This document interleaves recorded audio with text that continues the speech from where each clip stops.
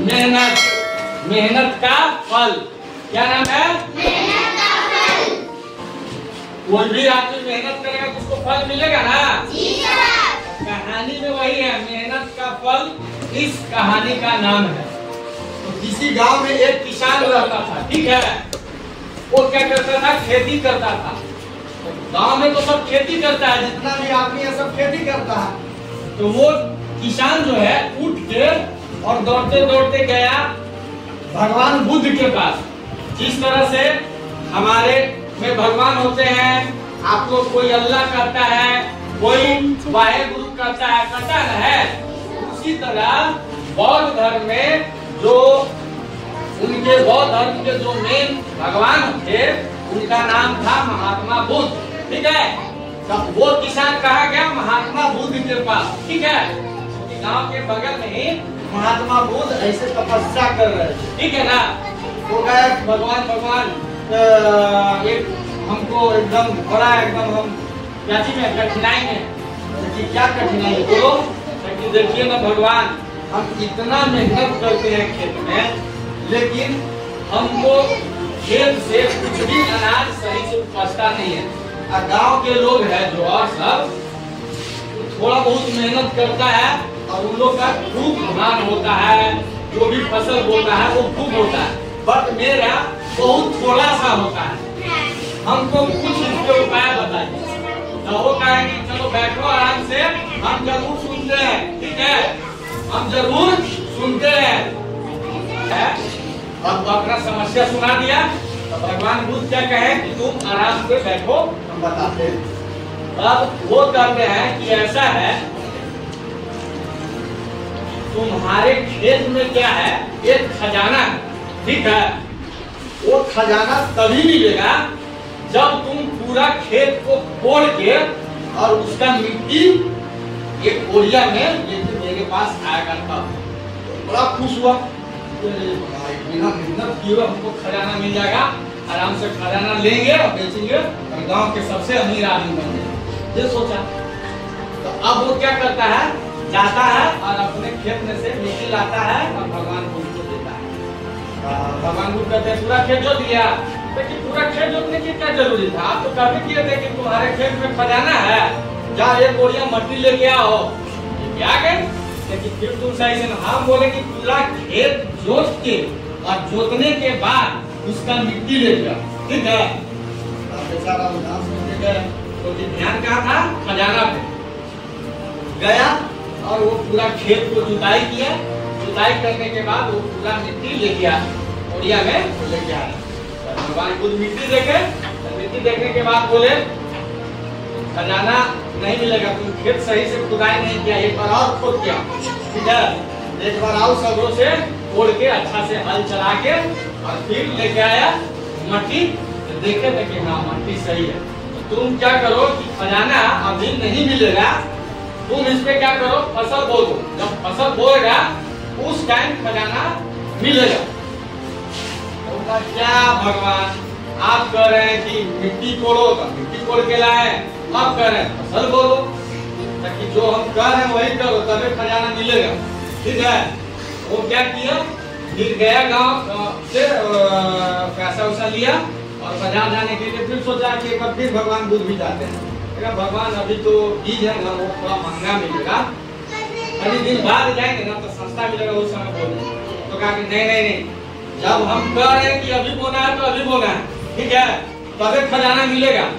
फिर गया लालच में और गांव वहां गया मार्केट में और बीज लेके आया और बीज बो दिया।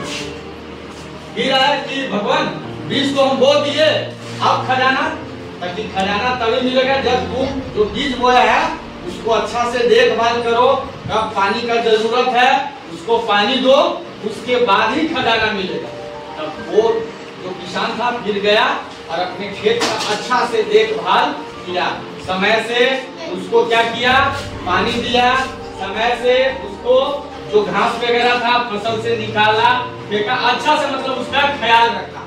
तो एक टाइम आया कि वो फसल इतना लहलहा कर खेत में लगा कि पूरे गांव में उसके जैसा फसल किसी का लगा ही नहीं था।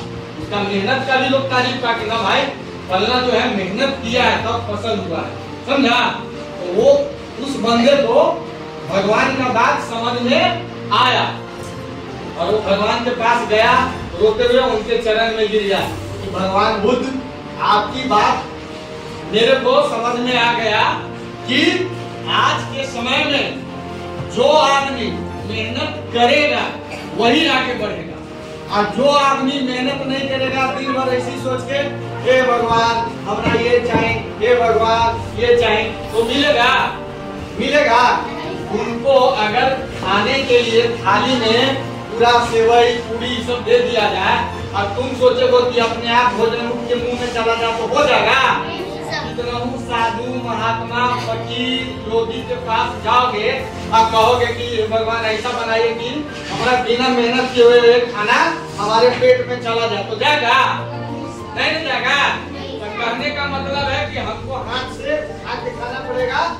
और सेम चीज हम लोग के ऊपर लागू होता है कि पढ़ाई में भी यही है। अगर तुमको आगे बढ़ना है और पढ़ाई में बहुत अच्छा मुकाम हासिल करना है तो तुमको जो भी टीचर दे, चाहे मैं दूं, चाहे सर दे, चाहे मैम दे, कोई भी कुछ भी याद करने के लिए तो जरूर कुछ न कुछ उसके पीछे कारण है, तभी तुमको याद करने के लिए दिए हैं, तभी तुमको बनाने के लिए देते हैं, तभी तुमको एक्टिविटी के माध्यम से सिखाते हैं। क्यों? क्योंकि जब तक तुम नहीं पढ़ोगे, जब तक पढ़ाई के ऊपर मेहनत नहीं करोगे, तब तक तुम एक अच्छा इंसान बनोगे और तब तक तुम एक, कोई कहता है कि हम पुलिस बनेंगे, कोई कहता है डॉक्टर बनेंगे, कोई इंजीनियर बनेगा, करता है ना, वो तभी बनोगे ना जब तुम मेहनत करोगे, समझा। इसीलिए आज के समय में पढ़ाई बहुत जरूरी है। और जिस तरह किसान बिना मेहनत के सोच रहा था कि हमको खजाना मिल जाएगा, तो वो संभव था, मिल सकता था, उसको खेती करना पड़ा और खेती मेहनत से किया तो पूरे गांव भर में सबसे अच्छा फसल उसका उगा। उसी तरह अगर तुम मन लगा के पढ़ोगे तो पूरे स्कूल, पूरे गांव, पूरे समाज में एक अच्छा विद्यार्थी बन के उभरोगे और अच्छा विद्यार्थी बनोगे तो अच्छे जगह पे कहीं न कहीं बनोगे। इसीलिए देखता बहुत सारे जो स्टूडेंट हैं प्रॉपर ड्रेस में आता है, प्रॉपर अपना होमवर्क टाइम से बना के लाता है, प्रॉपर टाइम से दिखाता है ना, सर का कहना मानता है, मैम जो करती हैं कहना मानता। क्यों मानता? क्योंकि अगर सर बोल रहे हैं, मैम बोल रहे हैं तो जरूर कुछ न कुछ उसके पीछे कारण छिपा है, तभी।